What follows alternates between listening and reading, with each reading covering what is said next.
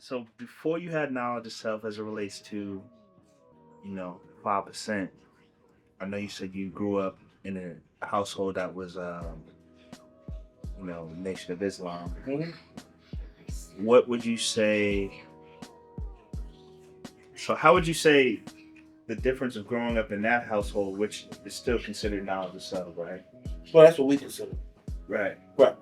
Um, we're accepting it now. Let me tell you, when I first became a 5%er, and in those classes, the civilization classes, uh, because I was so outspoken in certain things, they felt like that's how they was going to hit me, right? And they would hit you on that you was in the Nation of Islam thing, or your parents in the Nation of Islam, whatever it is, or you was a Muslim. Mm-hmm. So I got a lot of flack for being Muslim, and I used to be like, "Yo, okay, you sit up there and give me a flack for being Muslim when I was a kid, But at the end of the day, in my cipher, we ain't never eat pork. You was a pork eating, savage person. Your parents practiced Christianity. Your parents. So that means you was at the church. You know what I'm saying? So you ate pork. I ain't never eaten no pork. So how you gonna shit on me when you had a further journey to come from? Because you was a straight savage. I wasn't a savage. I was civilized, but it's just that we was praying to Allah as opposed to internalizing it and saying He is that within me. It's was crazy, and a lot of the brothers, and that's what they felt. And I looked at it and I was like, okay, you wanted to have something to say to me, try to put me down, but that's what they also felt about Muslims, and that's how you could tell their own level of where they could grow, which was they had a lot more room to grow because they always put down anything that just wasn't us, and we still do that to this day. If it's not a part of our cipher, if it's not about what we teach, we automatically castigating it. We automatically saying that's now cipher, and not trying to have an understanding to it. And the whole thing about it, we was talking about this earlier when we was talking about relationships and dealing with interracial relationships and things of that nature. The fact of it is, a law taught from where I go back, and I always quote this: we are neither pro-black nor anti-white. And with that, people feel like they want to be super pro-black. And because you're pro-black, that means you're anti-white. And that's not true. Because you're pro-black doesn't mean that you're anti-white or anti-anything. That means that you're pro-black. But what proves that we might be anti-white or anti-anything non-black is our ways and actions.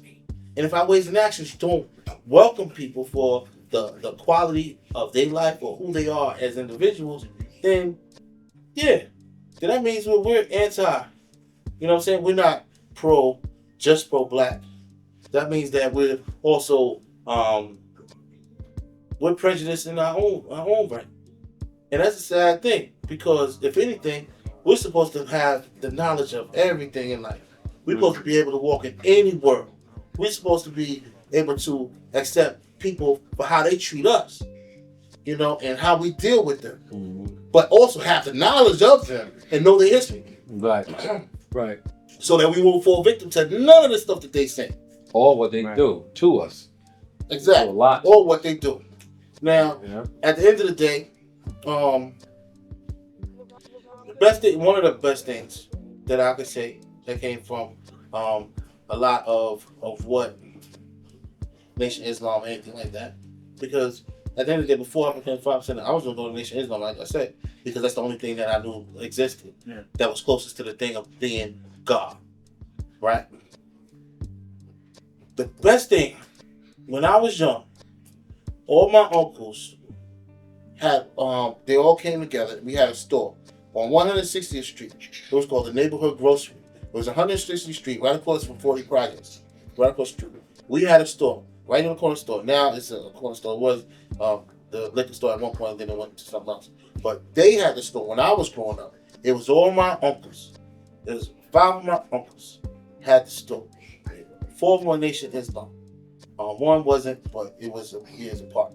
Now, that right there, the example of ownership, is what we grew up seeing. We coming in there, seeing what they're doing, seeing how to run the store, being owners to it. That is what impacted our life. So each time when we started seeing growing up, we saw being an owner. Right. That's what we saw. And we saw how it could work with family, but then we also saw how by bringing the people closest to you, how it could tumble by having certain family members and they wanted to do it or thought they were the best knowers. This is how when we in the ciphers in the nation and I see certain things, I sit there and I observe it because I see it as when I was a child. I see the people that said they were the best knowers weren't the best knowers. The people that did the work wasn't the ones in control. And it was the ones that talked the loudest or talked the most or the one that felt like they should be heard or their ideas are the best ideas that didn't listen to nobody. I seen this since I was a kid. So if I seen this since I was a kid, that's why when I sit there and I tell my father, you see King Allah? It's like, I'm not listening to you. What are you talking about? And now I'm grown anyway. And I know my ideas are way better than your ideas anyway. Yeah. You know? And the fact that, okay, I can outlast you. You're about to die. Tell you the truth. You know what I'm saying? It's like, yo, I'm arguing with you. And at that point, it's be like, you know what? Go ahead, you do that thing. Like if we arguing about the school, politics and stuff, there's a time when ain't nothing to go on at that school or in the nation that was of some significance that I wasn't involved in. Whether it be parliament, show and prove, the school bills, anything at the schools, the classes, anything. Reconstruction. You had to come through reconstruction, the ceiling, the roof, everything. You got to go see Cee Aaaquil. It was go see Cee Aaaquil. And it ain't have to be like that. Yeah. But it was the fact that, look, yo, I knew how to deal with things and knew how to get things done. And it wasn't that I knew how to do it neat specifically, but I knew how to get it done. Right. And it wasn't, yo, I had my own best interests at heart. It wasn't that. It was nation. Just nation. Period. So, but seeing that happen and being able to navigate through all of the BS, you know, God, it's just one of those things, God. We have a lot further to go, but I know that by being persevering and being diligent, we could get there. Definitely. Well, I guess in closing, what would you say one of the most important lessons life shared with you that you kind of hold dear to this day? I would say one of the biggest lessons is accepting when you're misunderstood, but continuing to keep pushing forward. And you know what it is? Let me say it like this. And this is probably the truth. You know, probably the truth. No, but this is exactly the truth in a sense of it panned out. Being God is a lonely task. God would always say that to me, God, and he said, and I sit there and I'd be like, yeah, okay, yeah, it's lonely sometimes and whatnot. But being God is a very lonely task. And that's the part where sometimes you're the only one that believes, that sees it, that knows it. And if you gotta be the only one picking in or going up hammering the nails, then you're the only one. There was times like when I look at the store on the side of the school, there was times when it was just me. And just me trying to clean that up. Because it started with just me. And then you go in, and then people, yo, I see the vision. God, let me help you. And God Prince came in to help. God Father Sharborn came in to help.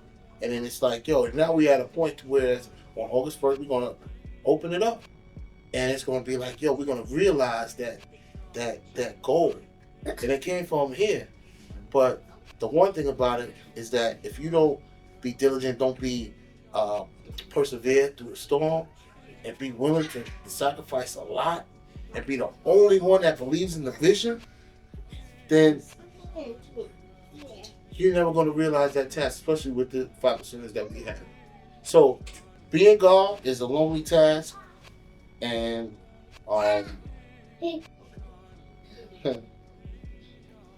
where I was going in the beginning before I even said that was that accepting the fact that you want to be there for all your children at all times, but then sometimes you can't be there for all your children, and that in order to do for all, sometimes you got to put yourself in a strong position to be able to do for them all. I've learned that from watching God, so that is where I was gonna go initially, but the thinking is being God is a lonely task, but holding fast to who we are and what we do and our teachings, we can make it happen. That's it. All right, peace. Peace. Peace, y'all. I appreciate that, man.